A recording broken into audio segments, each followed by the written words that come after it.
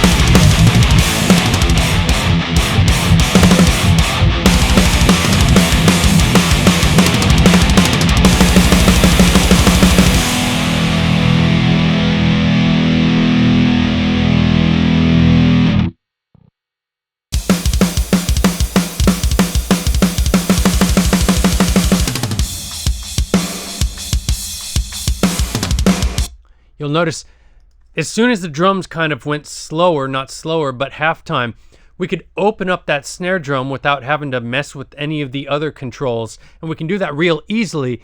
You can watch the snare room control go up with the automation, and you can hear it open up as we get into a section that has more space for the snare drum.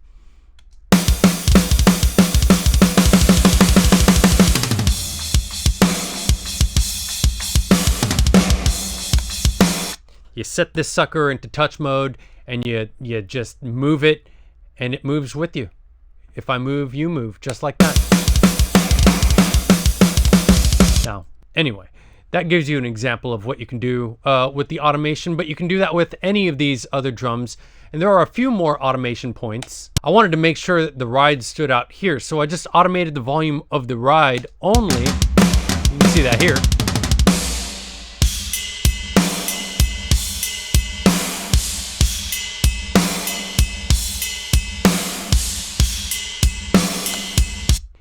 And the snare actually even gets bigger there. And this is all fairly basic stuff, but one thing that I really like to do with Deviant Drums is I like to keep the master compressor just engaged at all times, but set the mix to 0. That way, when I want to use it, I could just take that mix and I could crank on it and put it wherever it needs to go. And so I have an example of that right here. I can see this blue line back here doing a thing. And you'll watch this mix knob come up, and that helps the snare get squashed down with the room and everything. So let's hear it.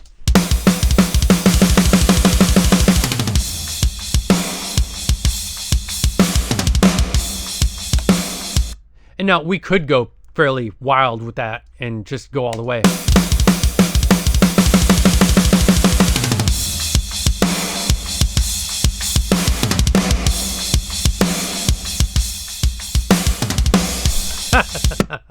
Yeah, I mean, I love it. It's maybe more than what I would need. With guitars and bass on, just ride that mix up until it just feels right. Do it until it feels right. That's what she said. Okay.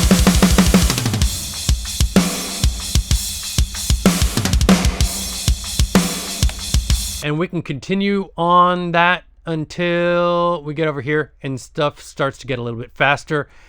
We pull off the compression and we yank that room back, and we're back to speed metal.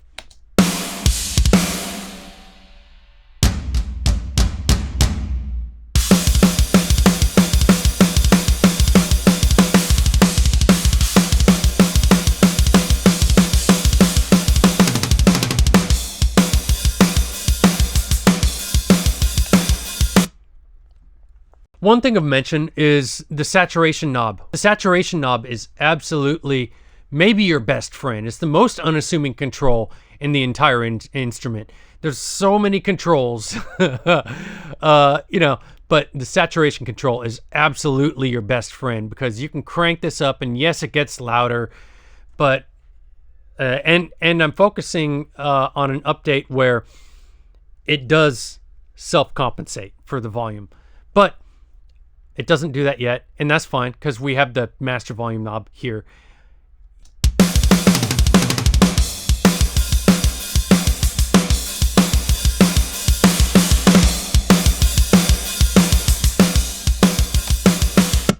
What I find it helpful to do is take that saturation knob, move it to the point where it sounds like you're getting too much, that it's breaking up, that you lose definition, then just roll it back a little bit. And that's the sweet spot if you want a more aggressive sound. So there's that. I added a little bit of presence right here with the wide Q. It's somewhere around 5K. And, it just helped to poke things through just a little bit more. And it's a matter of taste, but that's something that we have available so that we don't have to use extra plugins. So you select the patch that you like, you shape that to your taste, and then you automate the crap out of it.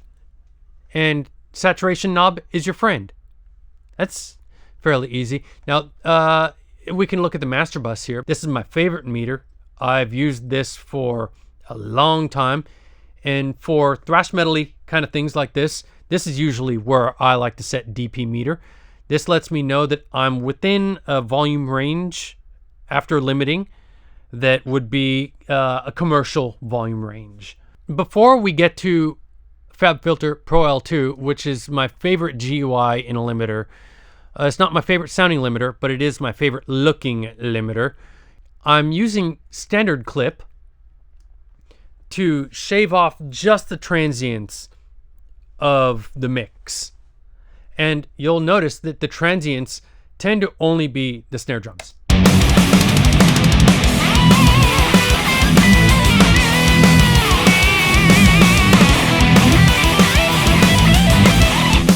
It's not doing a whole hell of a lot. It's just enough so that when it gets to FabFilter's doing a little bit less. So that's a tip. I mean, just let it clip. Whatever. Just just let the shit clip. Whatever. Who cares? All right. This thing is telling me that I'm at 30 minutes. I'm going to trim this down. Hopefully somebody gets something out of this. And, if nothing else, it shows you this music that you probably don't care about. I will see you on the next one.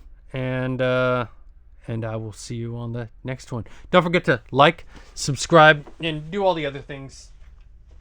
See you later.